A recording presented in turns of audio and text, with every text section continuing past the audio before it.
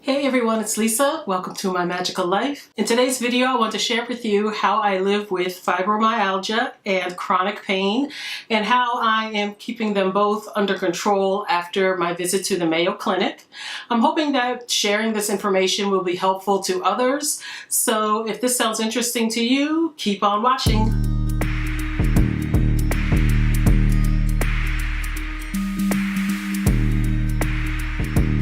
I'm not going to go into what fibromyalgia is or what migraines are. There's a lot of information out there on the internet, so you can look it up, and there's a lot of information on YouTube. I want to make the focus of this video about my personal experience, what I've learned, and hopefully help others who are going through the same thing. The first time I heard the word fibromyalgia was over 20 years ago when I was in my mid-20s. I went to a doctor just because I was having these weird aches and pains and problems and things, and he mentioned the word fibromyalgia kind of in a roundabout way. He basically said, exercise more, lose weight, and you'll be fine. And I was in my mid-20s. I had recently moved out on my own, and I was young, and the problems that I was having, I had more good days and bad days, and I had longer good periods and bad periods. So I wasn't really concerned with it. I was just, kind of went in one ear and went out the other, and I just kept living my life. However, as I got into my later 20s, I noticed things started to get more and more difficult, and that's when the symptoms started to become more noticeable. In my late 20s, I had a period where I had really severe migraines for about a 3-week period, where I had to keep going into the ER to get migraine medicine intravenously because taking the pills was not working.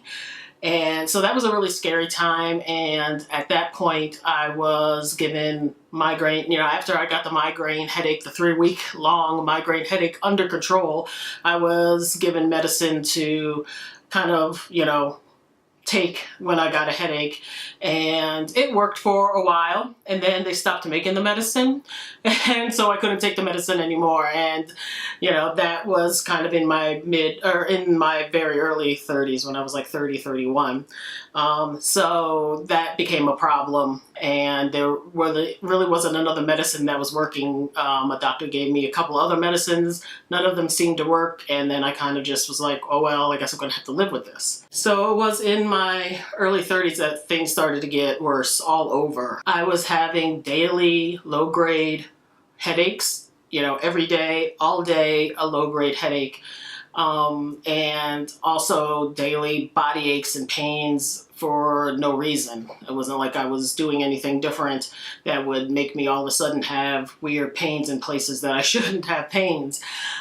So this was kind of all coming along at the same time. I went to different doctors. I kept getting the same diagnosis. Basically, you're overweight, lose weight, eat better, do lots of exercise, and you'll feel better. And I was like, well, that's great and sounds wonderful, but I wake up every day with a headache. I have a headache all day, and I wake up with body aches and pains. My ankle will be swollen when I wake up for no reason, or my wrist will be swollen, or I have a pain in some place in my body that and there's no reason that I can remember, like I didn't hit anything or do anything. So that's kind of hard to say, well, go out and do all these exercises when, one, you have a headache. Anybody who's ever had a headache knows that just regular headaches are, something that is annoying.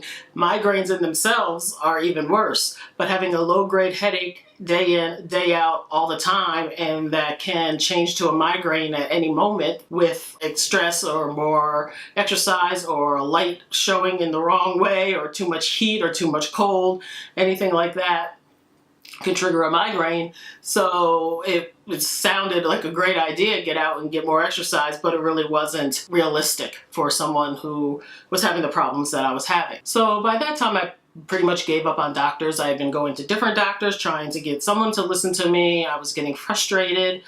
And at that point, Dawn, my wife, started going to doctors with me because she couldn't understand why I was getting so frustrated. Soon she found out why I was getting so frustrated because she went to doctor's appointments with me, and she kept hearing the same thing over and over again. They weren't listening to anything I was saying, and they were all saying the same thing: lose weight, you'll be fine. So she was getting even more frustrated than I was, because she really couldn't believe that this was actually going on, even though I kept telling her, yeah, okay, you don't know anything about what happens when fat people walk into a doctor's office. Finally, we found a primary care physician who referred me to a rheumatologist to see if I had lupus, because she did a blood test and the test came back, my ANA, I guess, was positive or high or whatever it was. So she wanted me to check in with a rheumatologist. We drove 2 hours one way to this doctor's office. She's supposed to be the best rheumatologist in the area. So we drove 2 hours to her office. We sat in the waiting room for another hour, sat in the exam room for almost another hour. She came in, barely came in the doorway, looked at me, said I didn't have a butterfly rash on my face, so therefore I didn't have lupus. And basically, I mean, she barely came in the doorway. She opened the door, looked at me, you don't have a butterfly rash, you don't have lupus. And that was basically it. She didn't examine me, she didn't ask me any questions.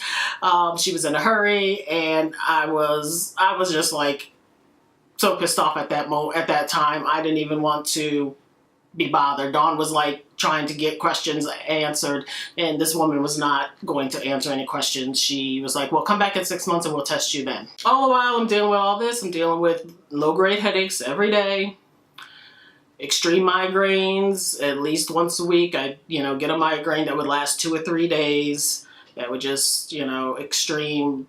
If anybody's ever had a migraine, you know what I'm talking about. My doctor did send me to a neurologist who basically did not listen to anything I was saying, because at that time I was taking over-the-counter migraine medicine that really wasn't working. I mean, I was taking a lot of it that I probably shouldn't have been taking. I was definitely overdoing the recommended amount, because I just was trying to get rid of this headache. She told me, to keep taking that medicine, it would work. And I kept saying, it's not working. It's not taking away these headaches. I have a headache every day. She's like, well, at the first sign of a headache, take the medicine. I'm like, you don't understand. I have a headache. I have a headache now. I have a headache all day long, every day. I wake up with a headache. I go to bed with a headache. There's no first sign of a headache. Well, just at the first sign of a headache, take the medicine and it'll go away. She was not listening to anything I said. So I was frustrated. I basically just got up and left.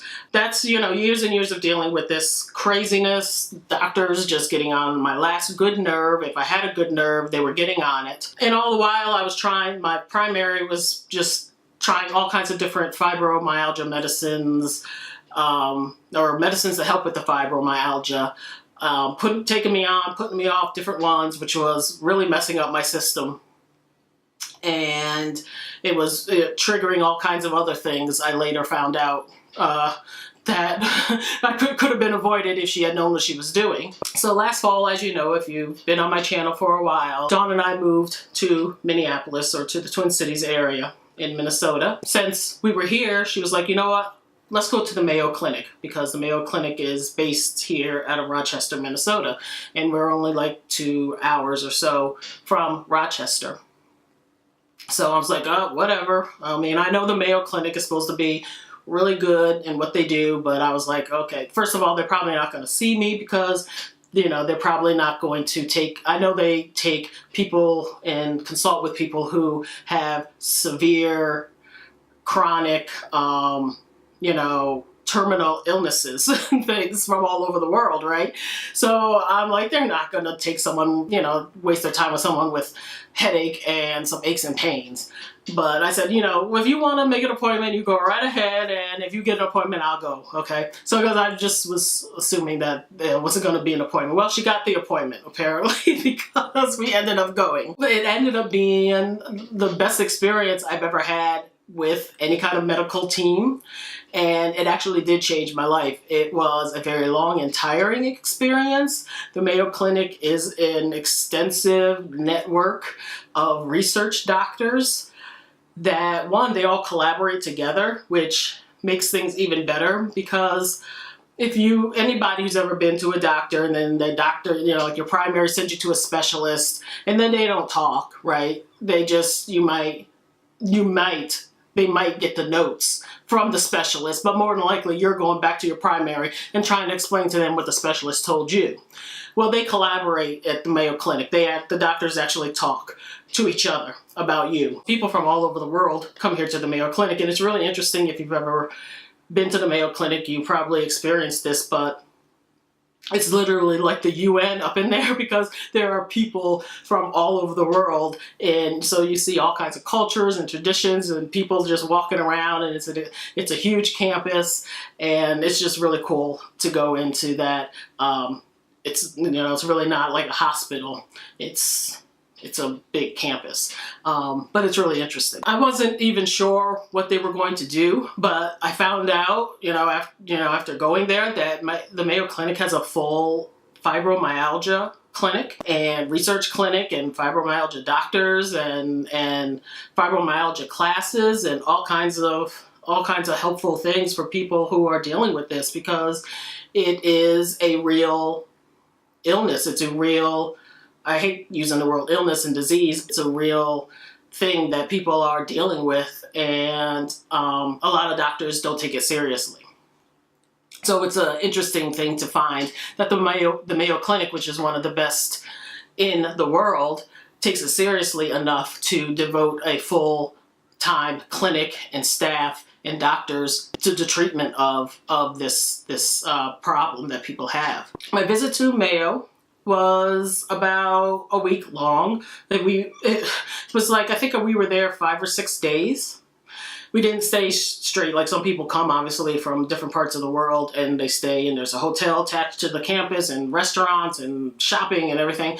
We traveled back and forth to 2 hours, which was tiring and stressful in of itself, going through the doctor's treatments and everything. And each day we were there practically all day, 4, 5, 6, 8 hours sometimes. So it was a long process, but very rewarding. I mean, they are very thorough. I saw, different doctors. I saw specialists. I saw neurologists. I saw a psychiatrist. I saw fibromyalgia specialists. I saw sleep specialists. They did blood work. Dawn and I both went to a full day 8-hour class on pain management and how to manage fibromyalgia specifically. The one thing that was really interesting, and the one thing that I noticed, even Dawn noticed, is that not one doctor, and I saw a lot of doctors and a lot of nurses and a lot of specialists, and not one of them mentioned my weight. No one mentioned it until I mentioned it to the sleep specialist in the form of a question about sleep apnea. And he answered my question, and it kept on going, talking about what he was talking about. Not one of them mentioned, you have this problem because of your weight, and if you did this, you wouldn't have this problem. And another thing that was kind of funny, that I noticed that in this 8-hour class that we did on pain management and living with fibromyalgia, there was probably 10 of us, 10 patients in there that had fibromyalgia. I was the only fat one in there. Everybody else was within the norm of what people would consider normal weight range, skinny, thin. The information I got from the neurologist about migraines was life-changing. It was the first time, and I've seen different neurologists, and none of them explained anything about migraines to me and my specific type of migraine. She actually brought up charts and things to show the different nerves in your head, and she explained and showed me which nerves in my head that were giving me the problem and how to deal with that, what not to do, what to do, and how also that my migraines affect my fibromyalgia, and the fibromyalgia affects my migraines. Fibromyalgia is a nervous system condition. It affects your nerves. And so that's what migraines are. It's the nerves in your head that get irritated and give you these crazy headaches. And also how the two together has just got my nervous system gone haywire, right? So anytime that I take any kind of medication or stop or start a medication, I run the risk of like setting my nervous system in just responding ridiculously, which is the problem that I've been having for years. Doctors putting me on medication, taking me off, not, slowly starting me on the medication or weaning me off slowly. So yeah, so she was really helpful in explaining to me, how all this is affecting each other, and it all started around the same time. It's all related, and I cannot just, even my eating habits, I can't just do fasting without working my way up to certain things, because all of that triggers responses in your body, and your nervous system can get triggered at any time, and that could trigger a headache or a flare within me. And to alleviate that, I have to be very careful and ease my way into things and ease my way out of things, which is sometimes not very easy. But now that I understand that about myself, I can see that pattern throughout my life. And now I can understand and try to watch that and maintain that and monitor that. The doctors at Mayo did give me a full diagnosis and like a full write-up and everything. They recommended medicines. They took me off some crazy medicines that my doctors had me on. They changed some doses. They put me on some better medicines. They put me on like a medicine for the low-grade headaches, which was an amazing thing to all of a sudden wake up one day and not have a headache. I haven't known what it's like to not have a headache in over a decade. So that was amazing, and it was just an amazing experience to finally get people to listen to you. And what also happens at the Mayo Clinic and why it takes so long is because if I, went to see the neurologist, before I would go see the next doctor, the neurologist would actually consult with the next doctor that I was talking to. And the neurologist consulted with the previous doctor that I had spoken with. So I didn't have to go and explain all this stuff to each doctor. And they would consult and figure out the plan of action before I even got there to the next appointment. Okay, I want to share with you some of the things that I got from the Mayo Clinic that have been helpful for me, that I've been using, and also some of the things that I have found for myself that have been helpful, that I have been using to manage chronic pain, fibromyalgia, and also the chronic migraines. So, and if I have links to any of these things that you can get online, I will put them in the description box below. I do suggest that if you are able to go to the Mayo Clinic, definitely do so. There are Mayo Clinics in different parts of the country. I believe there's one in Texas or Arizona, and there's someplace else, but I'm not quite sure. But you can go to the Mayo Clinic website and look it up. You can also, I do believe, I've heard of people getting consultations over the phone. So it's definitely something to look into. And if you can travel here to the main Mayo Clinic here in Rochester, Minnesota, I definitely suggest doing that as well. But you get a lot of information, and this isn't even half of the information. I went through a lot of what they gave me and got rid of some of it.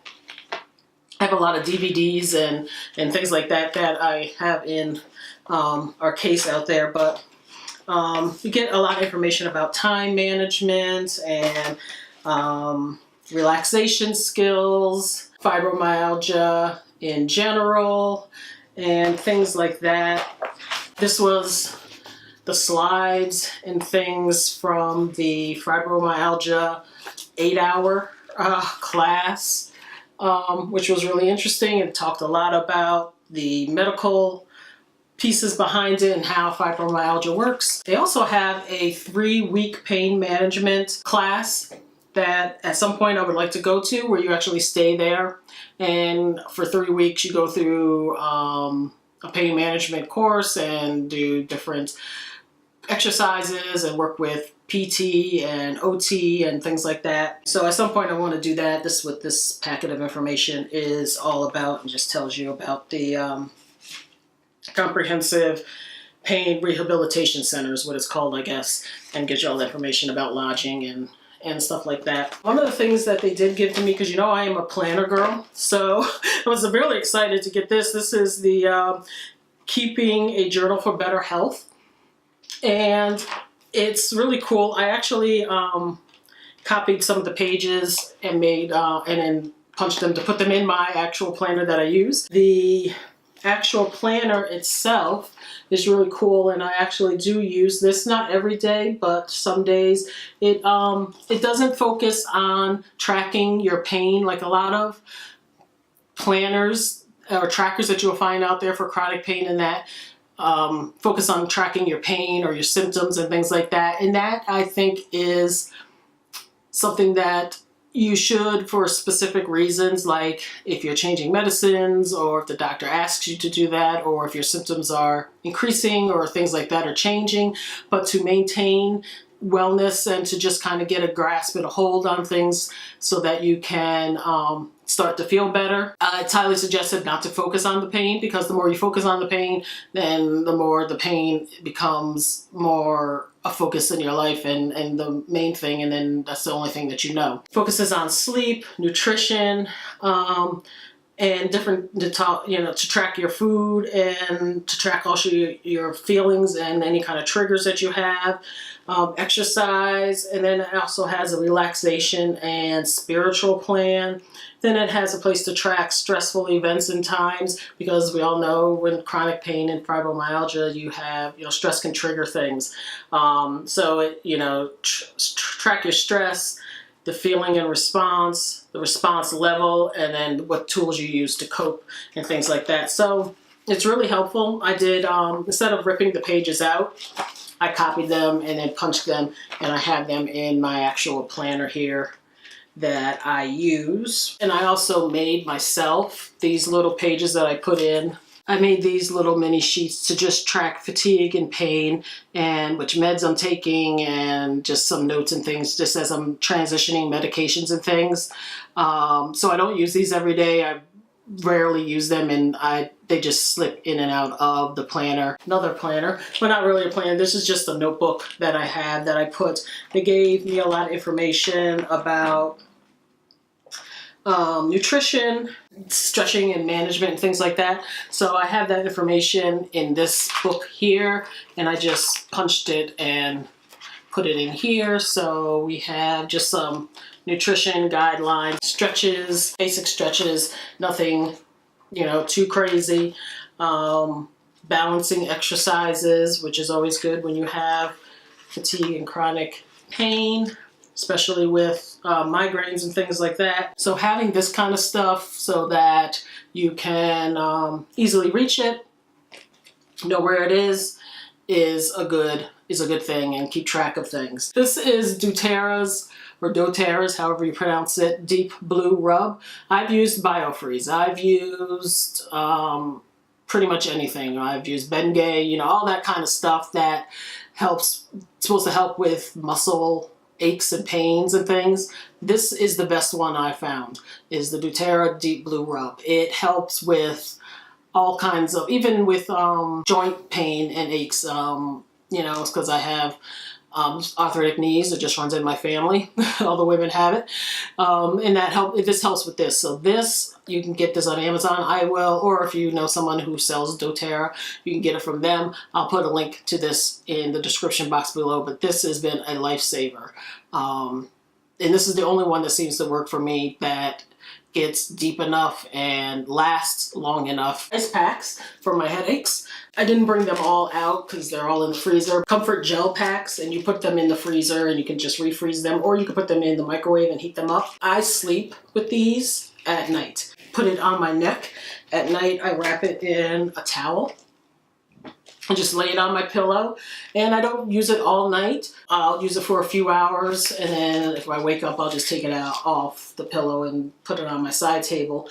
But this has been really helpful in keeping the low-grade headaches down. When I have a migraine, I definitely have the ice pack on my head, either because I get migraines on this side, so I either have it on the front of my head or on this back of my neck. Where my head meets my neck. Having ice packs for your migraines is a lifesaver. You have to have them. So I have a bunch of them in different shapes and sizes. I got a pack of them really cheap on Amazon. I'll link it below if I can find it. It came with this one, a small one. It was like square, a medium-sized square one, and then a large square one, I think. And these are lifesavers. I just keep them in the freezer and always have them on hand when I need them. As an alternative for fibro flares and things, trusty old heating pad. This one I've had for a few years. This is a Sunbeam. I don't remember where I got this. This is well used. I love this one because it has 5 heat settings. You can have it set for 2 hours, or you can have it stay on and you can turn it off when you want. And it heats up right away, so you don't have to wait around for it to come on. And plus it's really long.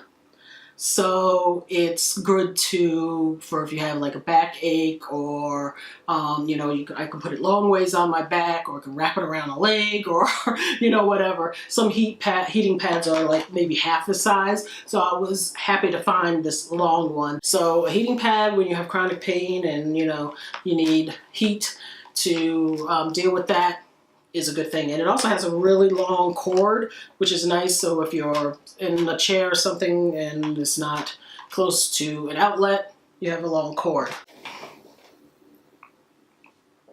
The other thing that I actually have I think I have a video on this channel about lemon ginger water.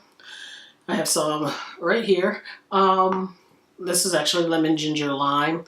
I'll put a photo up here of my diffuser, and if I can find it online, I'll link it below. I think I got mine at Bed Bath & Beyond, but you can, you know, just put lemon and lime and ginger or whatever you want, but I definitely would suggest lemon and ginger because it helps with inflammation. So if you have problems with inflammation like I do, and your knees and joints and things like that, definitely start drinking that. Put lemon and ginger in your drinking water. You know, hydrate yourself all the time.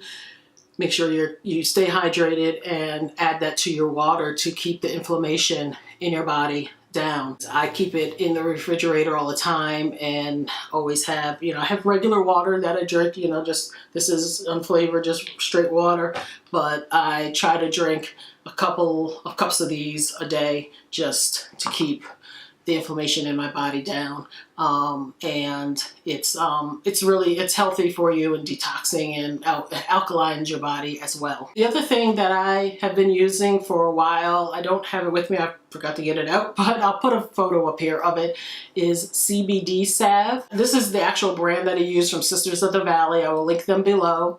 And CBD salve is salve made with cannabis oil, so it's not psychoactive, what do they call it, or hallucinogenic. It doesn't have the TCH from the cannabis plant. It just has the healing properties from it, and they make it into a salve, and it's great. I've used it for my migraines. I've put it on my head for my migraines. I've used it in places that I've had aches and pains. It's like a wonder for all kinds of things.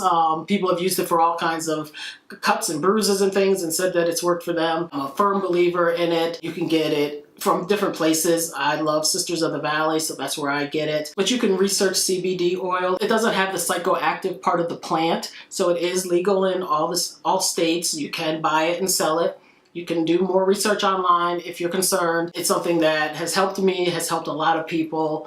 And if you have been looking for something to help with pain, help with your migraines, and you haven't had any kind of relief, you may want to look at the CBD oil or CBD salve and see if that works for you. So the last thing I want to share with you is something that my Mayo Clinic definitely suggested, and something that I have found that has worked for me is find your happy place and find a distraction. Something that makes you happy, something that's fun, whether that's reading, whether that's a TV show, a movie that you love, or just watching movies or playing games.